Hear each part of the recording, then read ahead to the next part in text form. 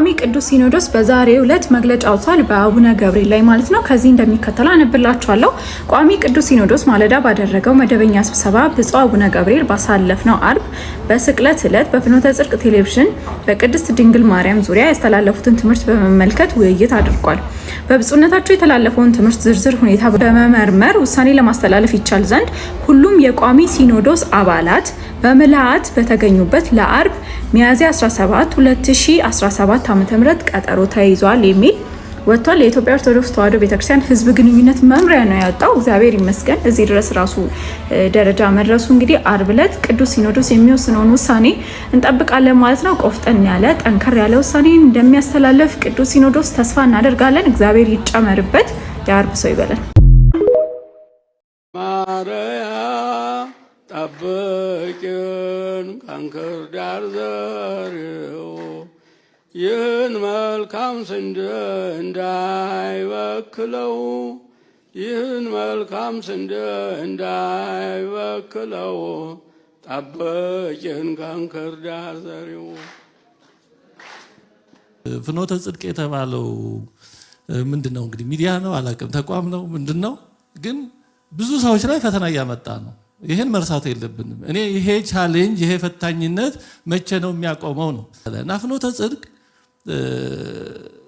አሁን ወደፊት ተስፋ ሆኖ ነው የሚቀጥለው ወይስ ስጋት ነው? ለሰዎች ለብዙ ሰዎች ስጋት፣ ጭንቀት፣ ኮንሰርን ጉዳይ ሆኖ ነው የሚቀጥለው ወይስ ሰው ልብ ርፍ ብሎ አምኖ የሚሰማው ነው? መቼም ለህዝባችን ስጋት፣ ጭንቀት የሚያንሰው አይመስለኝም። በቂ አለ። ፍኖተ ጽድቅ ተጨማሪ ስጋት ነው ወይ አሁን የሚሆነው? የሚጠራጠሩ የሚጨነቁ ብዙ ሰዎች አሉ። ብዙ ሰው ፍኖተ ጽድቅ ሲባል ውዝግብ ምንድነው? ያለየለት ነው? ኦርቶዶክሳዊ ነው አይደለም የሚል ብዙ ውዝግብ አለ። ይሄ ይጠራል ወይ ነው? አሁን ወንድማችን ጸጋዬ በጣም ብዙ ነገር ታደርጋለህ፣ ግን ይሄ አንዲትን ነፍስ ከማግኘት ከማጣት ጋር የሚነጻጸር አይመስለኝም። ምንም የክርስቶስ የሞተለትን ምንም አይነት ሚሊየን ቢሊየን ቢሰጠው ዋጋ ሚዛኑ እንደማይሆን ይታወቃል። ይቅርታ ቁጭ በል አቆምኩ። በጣም ይቅርታ። እና የፍኖተ ጽድቅ ጉዳይ በጣም አሳሳቢ ነው። አሁንም ወደፊት የሚሰራው ስራ ያን ስጋትነቱን የሚፈታ ካልሆነ በጣም አስቸጋሪ ነው የሚሆነው። ወንድማችን ጸጋዬ እባክህ ከዚህ በኋላ ቤተክርስቲያን ያለው ችግር ያለው አወዛጋቢና የሚያሳቀቅ ነገር ይበቃል። ስለዚህ ፍኖተ ጽድቅ ተጨማሪ አሳቃቂ እንዳይሆን እኔ ተማጽኖም ነው የማቀርበው ዛሬ። ስለዚህ ወንድማችን ጸጋዬ እኔ ብታደርግ ብዬ የማስበው አንደኛ ፎከስ ብታደርግ አንተ ወይ ይሄ ድርጅቱ ስራው ኢንቨስትመንቱ ላይ ያተኩር። እሱ በጣም ትልቅ አገልግሎት ነው። ይሄን ሁሉ ድጋፍ የምታደርገው ስራ ቢኖር ገንዘብ ቢኖር ነው። አንድ ሰው ሁሉ ሊሆን አይችልም። ስለዚህ እዛ ላይ እኔ ፎከስ ብታደርግ ፍኖተ ጽድቅ አሳሳቢ ትኩረት የሚፈልግ ነገ ወደ መልካምም ሚዲያ አድርጎ ብዙ ሊሰራ የሚችል አለዛ ደግሞ ሌላም አደጋ ሊያመጣ እንደሚችል ሆኖ ነው የሚሰማኝ። ወንድማችን ጸጋዬ ማነሳልህ እንዲህ እኔ እንደዚህ ሰፊ ጉባኤ ይሆናል ብዬ አላሰብኩም ነበር። እንዲህ አይነት ነገሮች በጥቂት እንትን ቢሆኑ ጥሩ ነበር። ግን ጉዳዩ ጉባኤ ላይ ስለወጣ መልካም ድርጊቶች ኦፍሴት አይደራረጉም። አንዳንዴ ለገዳማት ለአገረ ስብከቶች ይሄ በጣም ስቱመች የምታደርገው ጥሩ ነው። ግን ይሄ በሚዲያ የሚተላለፈው ትምህርት ዝማሬ ያ እዛ ውስጥ ያለው ነገር ኦርቶዶክሳዊ የመሆን ችግር ካለበት ያ መልካም ስራው ያን አያጠፋፋውም። ፍራክሽን አይደለም፣ ሂሳብ አይደለም መንፈሳዊ አገልግሎት። ስለዚህ አንዳንዴ ብዙ ችግር ራሳችንን እንዳናይ የሚያደርጉት ነገሮች በተለይ ትንሽ ሳንቲም ሀብት ሲኖር ሀብቱ ይሰጣል፣ ገንዘቡ አመስጋኝ ደግሞ አይጠፋም። ስለዚህ እነዛ የሚያመሰግኑን ሰዎች ራሳችንን እንዳናይ ማንነታችንን እንዳንረዳ ይሸፍኑናል። ስንሄድ እነዛ ቅዱስ ነው የሚሉን አንተማ በቃ ምን ቀራ አይነት እነዛ ያ አይደለም። ኦፍሴት አይደራረግም። ጥሩ ነው ጌታ እንዳለ ይህን ሳትተው እንዳለ። ግን በፍኖተ ጽድቅ ላይ ያለው ስጋት በጣም አሳሳቢ ነው።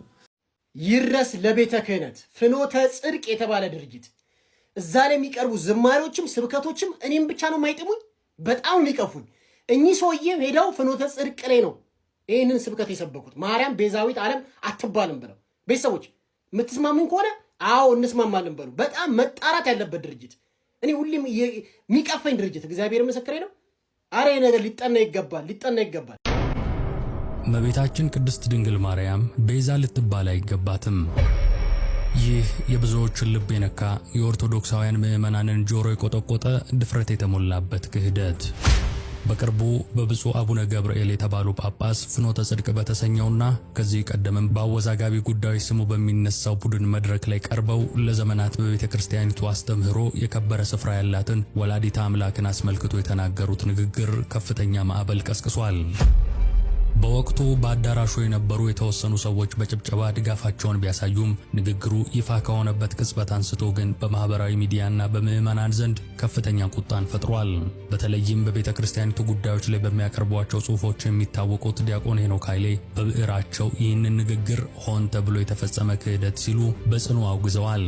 ዲያቆን ሄኖክ በዚህም አላበቁም። ከቅዱስ ሲኖዶስ ጠንካራ የሆነ የቀኖና ውሳኔ እንጂ ከጳጳሱ ይቅርታ እንደማይጠበቅ በጽሑፋቸው አስረግጠው አስቀምጠዋል።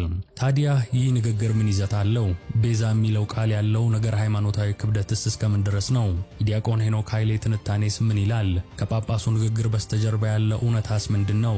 በዛሬው ዝግጅታችን የዲያቆን ሄኖክን ጽሑፍ እንደመነሻ ተጠቅመን የብፁዕ አቡነ ገብርኤልን አነጋጋሪ ንግግር ያስከተለውን መዘዝ በጥልቀት እንመረምራለን። አብራችሁን ቆዩ። ረቡ መዝሙሮች ናቸውና እንደዚህ ያሉ መዝሙሮችን መዘመር ለቤተ ክርስቲያናችን ትልቅ ትንሣኤ ነው። በተረፈ ለእናንተ ያደራምላችሁ እግዚአብሔርን ስታመሰግኑ፣ ስታገለግሉ፣ ክርስቶስን ስትሰብኩ ኢየሱስ ክርስቶስ የኃጢአትና የሞት መድኃኒት ነው፣ ከሰማይ በታች ከምድር በላይ ከሱ ውጪ የመዳኛ መንገድ የለም ብላችሁ ስትዘምሩ ብዙ ችግር ሊያጋጥማችሁ ይችላል። አሁን አስተሳሰባችንን መቀየር አለብን። ልጆቻችን እየጠፉ ከቤተ ክርስቲያን የተገፉትን መመለስ መሰብሰብ አለብን። ቤቱ ገፊ ነው። ከዝሆን ጉልበት በላይ ከ20 ፈረስ ጉልበት በላይ በከፋ ጉልበት አገልጋዮቹን የሚገፋ ነው። ስለዚህ ይህችን ቤተ ክርስቲያን ለማገልገል ወደፊት ለመውሰድ እግዚአብሔር እኮ የሚለው ለዘመጻቤ እየሰደደው ያወጣፋ ወደ እኔ የመጣውን ወደ ውጭ አላወጣውም ነው የሚለውና ይሄ ቀሪ ዘመናችን ወንጌልን በስፋት የምንሰብክበት ነው። አሁን ብዙዎቻችሁ ምንም ያው ይገባቸዋል። ትናንትና እና አቡነ ተክለ ሃይማኖት በሰበኩት ታላላቅ አዋቂ ሊቃውንት በሰበኩት ዛሬ እኛም መኩራራት አንችልም። ወንጌል የከተማ ስብከት ሆኗል። ይህ ሃይማኖትም ከ4 ኪሎ ወይ ደግሞ ከአዲስ አበባ መውጣት ተስኖታል። ቤተክርስቲያናችን ከእግር እየሞተች ነው። ሞት የሚጀምረው ከእግር ነው ይላሉ ልምዱ ያላቸው ሰዎች እና ገጠር ላሉትም መድረስ አለብን፣ መስበክ አለብን። የቤተክርስቲያን ሕልውና ወንጌል ነው። ቤተክርስቲያን ሕልውናዋን የምታስጠብቀው ትልቁ መሳሪያ የጌታችን የአምላካችን ኢየሱስ ክርስቶስን ቅዱስ ወንጌልን በመስበክ እንጂ ሌላ ምንም አጀንዳ የላትም። ተቀዳሚ ነው። ደግ ነው። መልካም ነው። የእምነት ሰው ነው። በጣም ዳዊት ምንም ነገር አይወጣለትም። እምነቱ ፍጹም ነው። ነገር ግን ያልብ አምላክ ተብሎ ብዙ የተባለለትና የተዘመረለት ዳዊት በሚሞትበት ሰዓት አንደኛ መጽሐፈ ነገሥት ምዕራፍ 3 ላይ ስታዩ ምን አለው ልጁ ሰለሞን? ልጄ ሰውን ጥበበኛሁን አዋቂሁን በእግዚአብሔር መንገድ ሂድ ብሎ ከመከረ በኋላ ይሄ ኢዮአብ ያደረገኝን ታውቃለህ። አያችሁት? የፍጡር ጭካኔ። ኢዮአብ ያደረገኝን ታውቃለህ። ሽበቱን በሰላም ወደ መቃብር አታውርደው፣ አንተ እንደ ጥበብ አድርግበት። ግደለው ነው። መልአከ ሞት አንዣቦበት እስኪ እገሌን ግደለው ይባላል? አይባልም። ዳዊት ግን ምንም ቢሆን ፍጹም አይደለምና ለልጁ ግድያን አስተምሮ ነው ግደል ብሎ ነው የሞተው። ቀለው ፈያታዊ ዜማንን ታስታውሱታላችሁ? ፈያታዊ ዜማን ሉቃስ 23 ቁጥር 39 ላይ ያለው ተዘከረኒ እግዚኦ አመ ትመጽእ በመንግሥትከ። በጣም ነው የሚወደው ይህን ሰው። እኛ በእንደዚህ አይነት መከራ ተይዘን ሳለን በውኑ እግዚአብሔርን አትፈራውምን? እኔና እናንተ የሚገባንን ቅጣት ተቀብለናል። ይሄ ግን እኮ ኃጢአት የለበትም። ማን ገለጸለት? ማን ነው ልቡን ያበራው? ማን ነው አይኑን ያበራው? ሌላ ነገር አይደለም። ሰማዋ አባት የሚያደርጉትን አያውቁምና ይቅር በላቸው የሚለው ቃል ነው። ሌላውን ድርሰት ተረተው። ፍጡር ቤዛ መሆን አይችልም። ይግባችሁ። ቤዛ ማለት ስለሌላ ተላልፎ መሰጠት ማለት ነው። ነይ ነይ እምዬ ማርያም ቤዛ ነሽ አሉ ለዓለም። እመቤታችን ቤዛ አይደላችም። ቤዛ ልጇ ነው። አትደንግጡ። ማርያም ቤዛዊት ዓለም ትባላለች ወይ ነው? አዎ ብለዋል። አዎን ካሉ በየትኛው ማስረጃ ላይ ተመስርተው ነው ማርያምን ቤዛዊት ዓለም ያሏት? አሁን ማስረጃውን እንዲሰጡን ነው እየጠየቅን ያለን። ክርስቶስ የዓለም ቤዛ የሆነውን ክርስቶስ ስለወለደች የዓለም ወኪል ስለሆነች ቤዛዊት ዓለም እላት ዘንድ ተገደድኩ። መጽሐፍ ቅዱሳዊ ወይም ጌታን ስለወለደች ቤዛዊት ዓለም ትባላለች የሚል ትምህርት የቱ ጋር ነው ያለው? መጽሐፍ ቅዱስ ብቻ የሚል እምነት እኛ የለንም። አይ ብቻ አላልኩም እኔ እኮ አሁን ሌሎች መጽሐፍትም ውስጥ ካለ ማለት ማርያም ኢየሱስን ስለወለደች ቤዛዊት ዓለም ትባላለች የሚል ትምህርት አለ ወይ ነው? በጣም በብዙ ቦታ ሰዓታቱ በጠቅላላ ሌሎቹ መጽሐፍት ቤዛዊተ ኩሉ ማርያም ስለወለደች ነው የሚለው። ስለወለደች የሚል ሲያሳዩ ስለወለደች የሚል ሳይሆን ቤዛዊተ ኩሉ ሚላትን ቃል ነው እየተናገሩ ያለሁት እኔ። አይደለም ያሉኝ እኮ ስለወለደች ቤዛዊት ዓለም ትባላለች ነው ያሉኝ አይደል? በመጀመሪያ እኔ ደግሞ እያልሁ ያለሁት በመጀመሪያ ወደ እሱ ሀሳብ እንድንገባ በቀዳሚ ሀሳብ ስንነጋገር እመቤታችን ቅድስት ድንግል ማርያም ቤዛ ለመባሏ ቤዛ በምን ሲታይ ነው ነው? ቤዛ የሚለው ቃል ለስቅለት ከሆነ ቤዛ የሚባለው ክርስቶስና ክርስቶስ ብቻ ነው።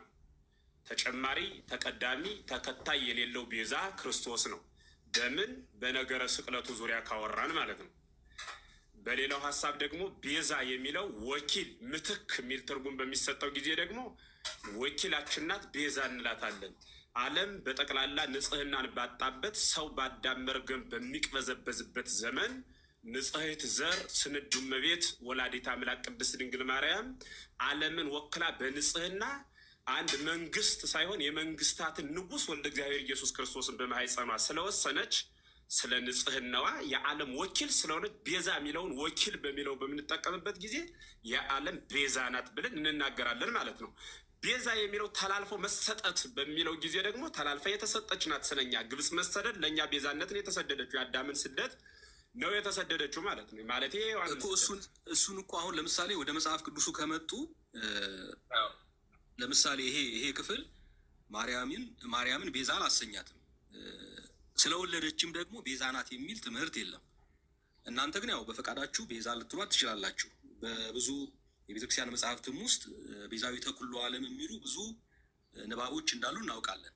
ግን ቤዛ የተባለችበት መሰረቱ ምንድን ነው ነው?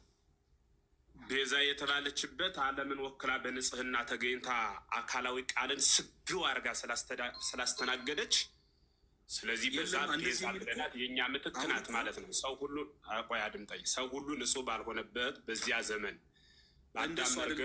የቤዛነት ጉዳይ በዚያ ዘመን እርሷ ንጽሕት ሁና አብረን ካወራን አንግባባም። አብሮ ይበላል እንጂ እኮ አብሮ አይወራም አይደል? እንዴት በተራ እናውራ። አቁም ካልከኝ ባለሁበት ላቁምና ሀሳብን እስክትጨርስ ላድምጥህ። የተገናኘንበት ዋና ቁም ነገር ስለ እውነትን ፍለጋ አማናዊቷን ሃይማኖት መያዝ፣ ወንጌልን መማማር ነው። በወንጌል ውስጥ ደግሞ ጥላቻ የሌለበት ፍቅር፣ መለያየት የሌለበት አንድነት የሰፈነበት ሀሳብ ስለሆነ ሳንነቃቀፍ ተደማምጠን ሳንለያይ ተከባብረን በሀሳብ በደንብ ብንወያይ ፍጻሜያችን ያምራል ብዬ አስባለሁ። ከዛ ውጭ እኔም መውረድ እናንተ ማስወጣት መሰዳደብ ነው የሚሆነው። ያ ደግሞ ለሃይማኖት ይቅርና ለስጋዊ ንግድም የማይሆን ሀሳብ ስለሆነ ከሱ እንውጣ። ስለዚህ አብሮ በሀገራችን ባህል ሲበላ እንጂ ሲወራ እናውቅም ነው አሁን እያልኩ ያለሁት። 5500 ዘመን የሰው ልጅ በጨለማ ህይወት እንደነበረ መጽሐፍት ይነግሩናል። ይህ ሁላችን እናምናለን፣ እንቀበለውም አለን። ስለዚህ ጌታ በሐሙስ ዕለት ወበመንፈቃ ለዕለት ትወለድ ሞለት ተወለትከ 5 ቀን ተኩል ሲፈጸም ከልጅ ልጅ ተወልጄ ተብላ ስትፈለግ የኖረችው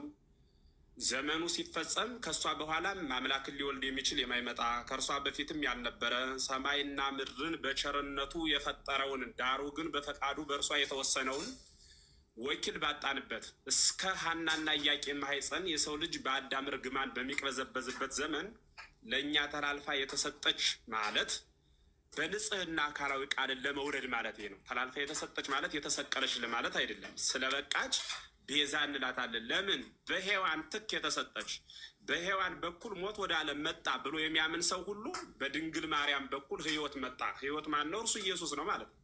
በሔዋን ቤዛነት ዓለምን አጠናል፣ በድንግል ቤዛነት ክርስቶስን አግኝተናል። ዛሬም ኦሪት ላይ ተቸክለው የቀሩ በጽድቄ በገድሌ በትሩፋቴ ድናለሁ ብለው እንደ ኩራት የሚናገሩ የእግዚአብሔር ልጅ ደም የዘነጉና የረሱ ብዙዎች አሉ። ይህንን ታላቁን የሰባ ግብዣ ከዚህ መመገብ ያቃታቸው ኢየሱስ ክርስቶስ አስታራቂያችን ነው። አስታራቂ ነው። ከሱ ውጪ አስታራቂ የለም። በእኛ ቤትም ሆነ በሌላ ቦታ እንደ ትልቅ መከራከሪያ ሆኖ ብዙ ጊዜ ጭቅጭቅ የሚደረግበት የፈረደበት ሮሜ 8:34 ምን የሚያከራክር ነገር አለው? መጽሐፍ ቅዱስ የሚያከራክር ነገር የለም እኮ። አባ እስራኤሎም ውስጥ በዘያምሩ ይገብሩ አባቶይ የሚያደርጉትን አያውቁምና ይቅር በላቸው። ሉቃስ 23:34 ላይ ይሄ የተናገረው ይቅርታና የምልጃ ቃል ለዘላለሙ ሲያድን ይኖራል። ቤተክርስቲያንን ህልውናዋን የምታስጠብቀው የእግዚአብሔር የመንግስት ወንጌልን በመስበክና በማስፋፋት እንጂ ሰዎችን በመቃብር ስፍራ በማስፈራራት አሊያም ደግሞ በልማት ሽፋን ሱቆችን በመደርደርና ከነጋዴዎች ጋር ራሷን በማወዳደር ገንዘብ በመሰብሰብና በማከማቸት አልነበረ። ይሄ እኛ ያመጣንባት ጣጣ ነው። እመኑ፣ ተቀበሉ። ጣጣ ነው። እኛ ነን ያመጣንባት ጣጣ። ለምሳሌ ትልቁ ከተማ ስንሄድ አንዳንድ ቤተክርስቲያን ስትሄዱ ሰው ብቻ ነው የማይሸጠው። በዙሪያቸው የማይሸጥ ነገር የለም። ሰው እንኳን ገብቶ መሳለም እስኪያቅት ድረስ እዛ ጭራሮ እየለቀመች ገንዘብ አዋጥታ አምሮ ተውቦ የተሰራው ህንፃ ለመሳለም እንኳን አይን ወደዛ ዞር በማይልበት ደረጃ ያ የፈሪሳውያን ኮተት ክርስቶስ ጅራፍ ገመድ አበጅቶ ከቤተ መቅደስ ያባረራቸው ኮተት ዛሬ ቤተ ክርስቲያን ውስጥ ገብቷል።